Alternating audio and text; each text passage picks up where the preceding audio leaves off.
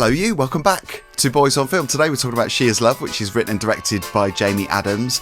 A nice juicy drama with a comedy edge to get our teeth into. We are Boys on Film, welcome back. My name is Phil. My co-host is sat here with his new tash. Gonna keep referencing it, Sean Vickers. Here it is. The tash is my personality, really. I'm still as dishwater. So your husband's gonna be tickled by that. I mean, literally tickled. Wonder where. That's an R rated. So She Is Love, written and directed by Jamie Adams, who came out with a film called Love Spreads. Haven't seen it, but it stars, I think, a great cast. I love Sam Riley. Did you see him in Control, the Joy Division biopic? I did. I was going to say legendary. Legend. Isn't he amazing in that film? I mean, I actually thought it was him. Only obviously it's not because he's long gone. But it's so. I just think the likeness is totally there. Yeah. Oh, it's good. It's good. Yeah. That's on my.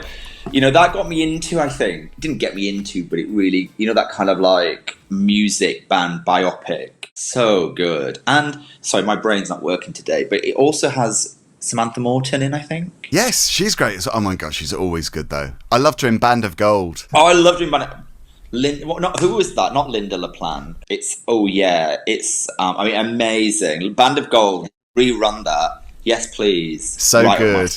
Yeah. And I think that was one of the first things that Samantha Morton did. And she was so good in that series. But I think the whole cast were great. But anyway, this stars Haley Bennett as well, who was in The Girl on the Train. BAFTA-nominated Sam Riley. I mean, for goodness sake. Oh, no, he is he's not a BAFTA winner. He's a BEFA winner. Dead beefy. Beefy winner. So do you want to set the scene? Tell us about the story. There really is three characters in this film. It tells the story of Sam Riley's character. He is living in a big country house. He is kind of, I would say, an ex-pop star, or he's felt fame in the past. You get the sense that he was a musician and in a band, and he has felt fame. And he lives in this big country house or country manor with his girlfriend, played by Marisa Abela, who, sidebar, I love. She was amazing in Industry, both seasons. And I think she's playing Amy Winehouse. They're just about to start filming that, aren't they? Yeah, and she's a rising star. And sidebar, I think Marisa Abela went to, and I may have got this wrong, so don't at me. Actually, do at me. You won't get anything. At me. I think she went to RADA at the same time as Alistair Hall, who we interviewed for Rose Pandemic. I think they were in the same cohort, but either they were there RADA at the same time or they were in the same cohort, but they're in that class. Amazing. Well, Alistair can get us an interview opportunity then. Come on, Alistair, sort it out. Hi, Alistair. I'll call you. We love you. Love you. So, yeah, Marisa Abela and they live in this big country house. He's an ex-musician. She is an actor. Then they get a visitor, and the visitor is played by Haley Bennett. Now, she's found herself at this country house because something's gone wrong. She was doing some kind of work thing, and that's the nearest venue. As Haley comes in, she realizes that Sam is actually her ex. And so what flows is this reality and reaction between the three of them. So Marisa going, oh my God, your ex is in the house. Haley going, this is really awkward.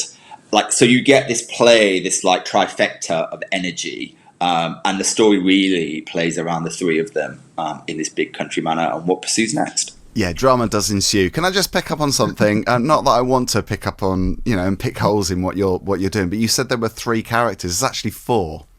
Oh, there's the lady that owns the house. Well, no, not just her. Maybe five then. There's the Cornish countryside. Come on, that's a big personality. Oh, Phil, stop it.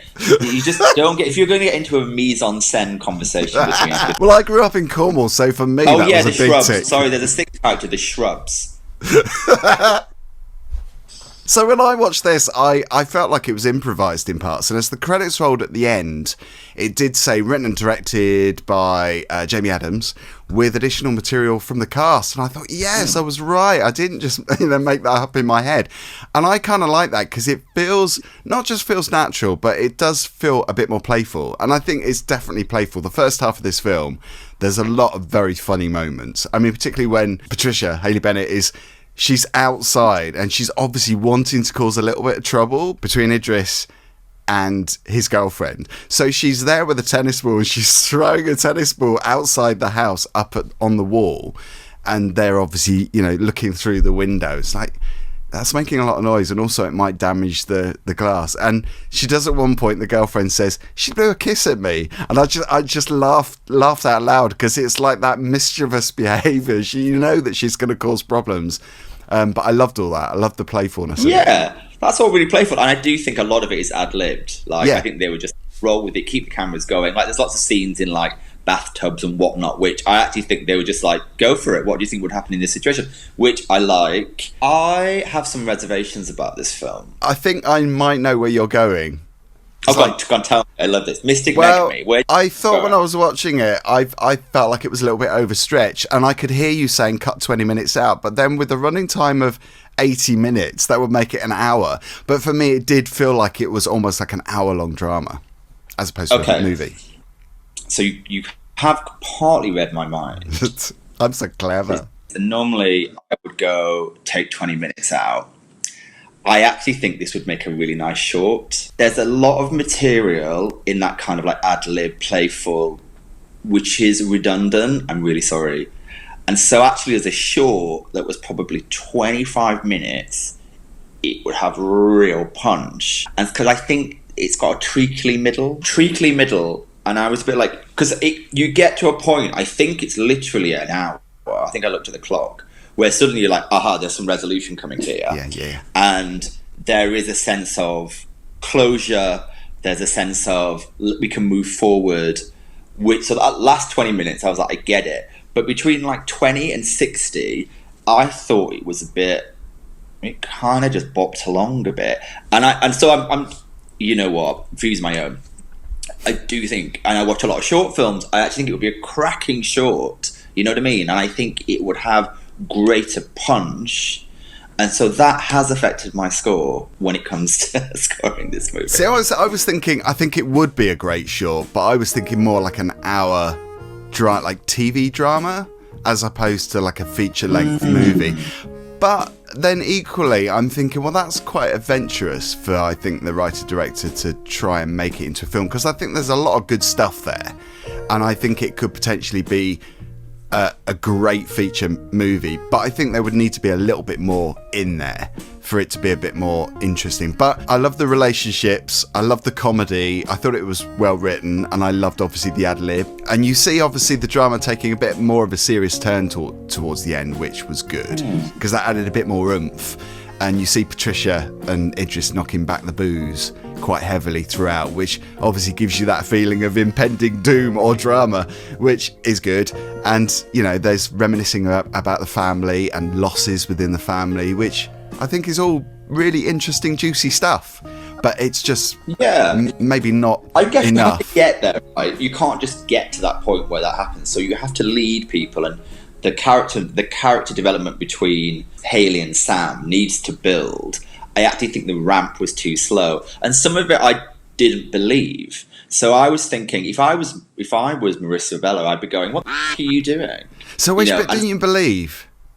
I felt this whole thing that those two suddenly were just running around the garden and being stupid, and she was just so in her own world with her acting that she was like, "Oh yeah, my ex-husband, something's happening over there." But maybe her whole character was supposed to be self-absorbed. I thought that too. I think that was the reason, because she seemed, when they're having the conversation in the kitchen and she was running in telling him that she got this new job, he kept saying to her, "I've told you," or "I've asked you, but you're not interested." I think that was her anyway. It might have been with his ex. So there's that bit where she could just be really self-absorbed, and so this thing was happening that she was blissfully unaware of or just chose to ignore. I just don't. Some of those things I did question whether that's how life would play out, and that for me took something away. But that again is views of my own. Someone else could watch it and go, "Yeah, this is how I." For me, that's how I interpreted it. That's how I felt it. There's a great scene where the girlfriend Louise is talking to the kitchen staff. She runs everything in the kitchen. Yeah, she's the only person that works They've got there. this guest house. I feel like she runs the guest house. She's like the manager that's doing everything for the guests. But she's suggesting that they make changes to the menu, and she's saying, "Oh, can we have fish in there?" And the woman's answering back, "What? We could put kippers on the menu." And I just thought that was great, because that was like, it was almost it was deadpan, but I love that kind of comedy, quite dark humour. I love that. No, there was some really. Hey, listen, I'm not throwing the whole thing under the bus. No. Really brilliant moments, like the one you've just described with the fish. And when they're dressing up as ghosts as well, that was just silly, but really, really charming. I mean, I was quite charmed by this film. Yeah, there's this moment. I was less charmed by this film, Phil, so I think we are going to disagree slightly. Okay, well, I'm going to go for a 3. I completely agree with you on the length. Even though it is a relatively short feature film, I thought it would have worked better being short, even shorter. You know, there's like things that you get when you go to an airport, and there's like smiley faces. It's like a really smiley face, a semi-smiley face, a face with a line, a face with a tash, a face with a tash, a face with a slightly sad face and a dirty beard, and then like a tramp. I'm in the middle. I'm the face with the line. So you're the nonplussed expression. I'm like indifferent, and that indifference for me is pushing me down, because I've given things 3 stars that I've actually liked. But you're the face without stars, without hearts, without nothing. You're just like dead behind the eyes. I'm dead. But okay, so I'm gonna have to say I'm talking through it in my head. It's a 2 for me, I'm afraid. Okay, so there we go. That's our verdict. It doesn't mean it's a right one. It just means that we're just being honest about films that we've watched, which is, our get out of jail card, I guess, isn't it? I just need to say something. For me, 2023 is about self-care. Self-care. Part of self-care is my mental well-being. Did this film add to my mental well-being? No. And you're not drinking either. I'm on the kombucha. That might be the problem. If I've been drinking, maybe I'd have enjoyed this. But I'm now on day 15 of non-drinking. She's grouchy. It's like pinched gay who's like, it's f***ing right there. So yeah, just like amazing. There we go. Now I can't remember when it's out and how you can see it, but the details will be on the screen, because it's just been one of those weeks. Yeah. It's called She Is Love. I liked it. Sean was a bit sniffier. Fair. Yeah. It's fair. Yeah. It's fair. Thank you, Sean, as always. Always good to see you, especially with that new tash. And I can't wait for the next review. Thank you for watching, everyone. Don't forget to like and subscribe. We'll see you on the next one. Bye-bye. Bye.